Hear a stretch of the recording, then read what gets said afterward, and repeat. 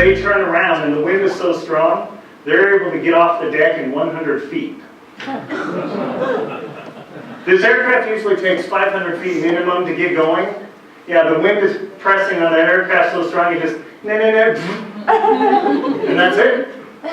Boom, it takes off into the air, and it's gone, and then, oh, that's right, I'm starting to shiver, I'm cold, even though I'm bundled up. Man, I gotta do something about this thing. So you build your camp.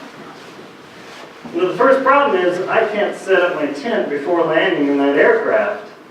And as such, you have to set up your tent. And of course, there's a huge risk that I was warned about of professional teams have lost their tents. And you see that horizon? What happens if you lose your tent? You can see the horizon there is about 3.5 miles away. And you get to see this red ball tumbling away. So you're very conscious of don't lose the tent. So what you do is you have a couple of sleds, each weigh about 160 pounds, and you tie the tent to those sleds, and you lay on the tent and you get those poles in there. Okay, and I got it staked to the tent, and you come out and you hold the third line, bang! That tent hits like that, you yank, those sleds jerk, they hit the stakes you put in the ground, now this thing's flying around. You get there like, okay, I gotta hold on to this, stick some more down, and of course you're sweating, not because it's a workout, but you're scared as heck. Because if that thing leaves, and bad weather comes in, you can die before an aircraft can come get you. Because I was warned at the beginning of the expedition that if you're out there and something goes wrong and the aircraft can't fly, they will not risk their crew or their aircraft to save you who's taking the risk. They have families, they have expenses. And it has happened to other people. In 2013, a young man crossing Greenland lost his life because he lost his tent. So immediately, the moment I'm in Antarctica and I'm on an expedition, I'm at risk straight away. And that's just how Antarctica begins for most people. But let me take you a couple of years back into Greenland. Because I needed to train on an international expedition to see what it's like. Okay, I want to go into the Arctic. This Antarctic, we've got to get there, but Greenland's a little bit easier to get to. It only takes 3 days to get there, rather than a couple of weeks.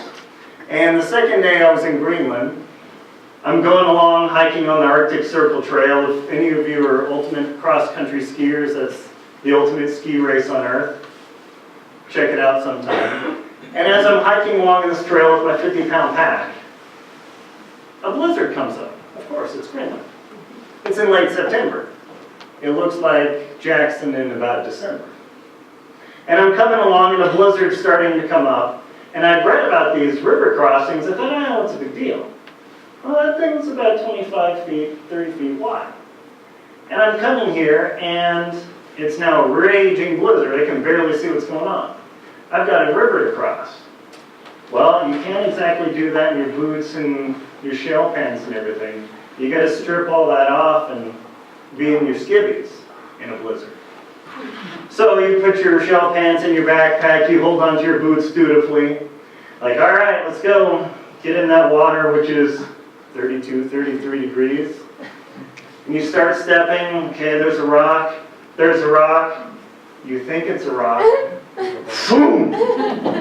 Boots go under. I'm holding them. I almost lose my pack. Of course, I unstrap the pack because any SARS people in here, what do you do when you cross a river? Unbuckle your pack. So I didn't totally lose it, but now I've dumped my boots and my socks, and they're full of water like a bucket that I can drink out of. Oh my gosh. I recover and pretty much dive for the other side of the river. And I'm laying there, I'm like, oh my gosh, I almost toasted myself, and I'm only a day and a half in. What do? I'm soaking wet. My boots are full of water. Well, turn your boots upside down and pour the water out. But now what? You can't put your clothes on because you're wet. You'll soak your clothes and things go downhill from there. So that's one thing. People can make fun of Bear Grylls. I did learn something. When you're soaking wet and you got that dry snow outside, grab that snow, rub it on you, throw it off. Grab the snow, rub it on you, throw it off. As quick as you can, and it dries you immediately. Because the snow absorbs the water. But it feels like you're rubbing broken glass on your legs. So go break your own car window, grab some glass, rub it on you, throw it off, and then, yeah, I'm dry, now what? Well, everybody says wool socks keep you warm. Well, I already have wet socks, so let's put those suckers on, put the boots on. I know there's a hut a couple miles away from here. Let's start hiking, start making some heat. It works. The socks kept me warm. I didn't lose my toes. But my boots are still wet. So what do?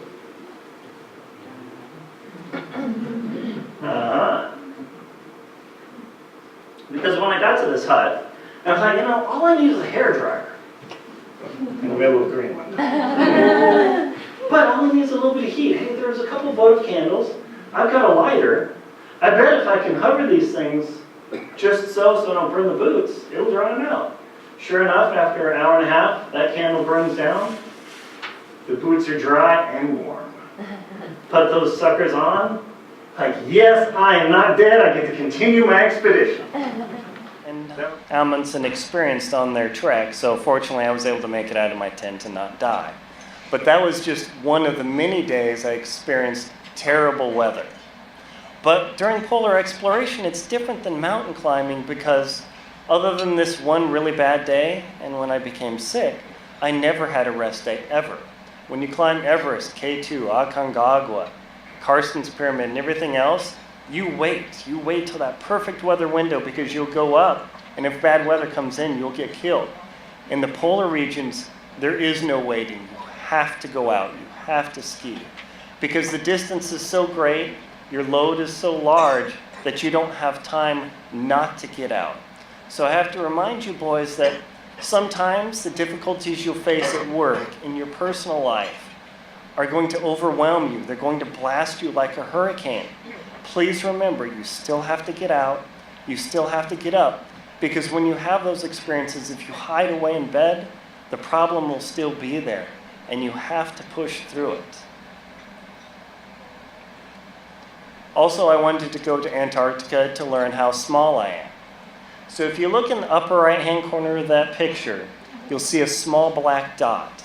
That is the only other polar explorer I met out there, and it was just a random happenstance that, because I'm in a large red tent on the biggest, flattest place on the earth, if you see something out there, you think, aliens, the thing, I gotta go check that out. So I happened to be on my tent on Christmas Eve, and I had already begun hallucinating, nothing dangerous, but I only see white and blue. I begin seeing pink and green swirls in the snow.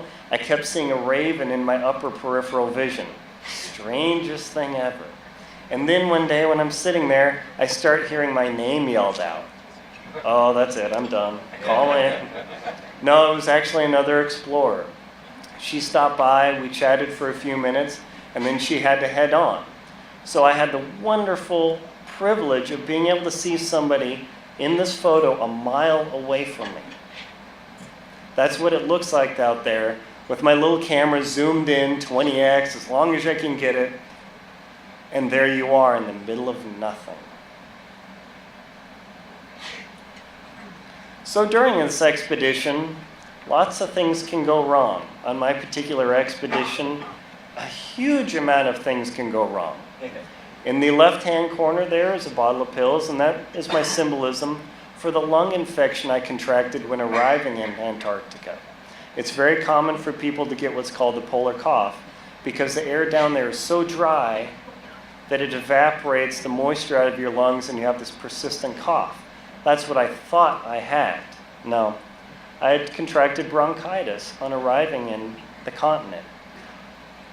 If any of you have ever had this sort of lung infection, you know that it takes almost a month of very comfortable relaxation to recover from it. I was already on my expedition skiing. I was hacking up a lung. In fact, one day I coughed up blood.